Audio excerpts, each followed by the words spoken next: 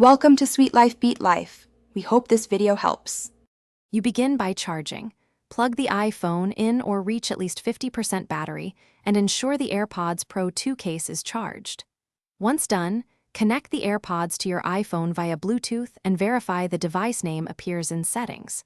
Make sure iOS 18 is already installed and Wi-Fi is active. This lets the firmware download automatically. Keep the AirPods in the case, lid open, and leave them next to the iPhone so the pairing stays active while the update prepares. You now trigger the practical update sequence.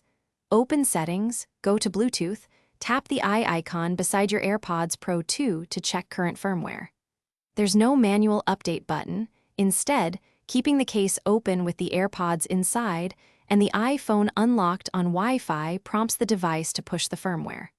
While it installs, do not move the AirPods far from the phone. Check back in 15 to 30 minutes and reopen the Bluetooth info to confirm the new firmware version.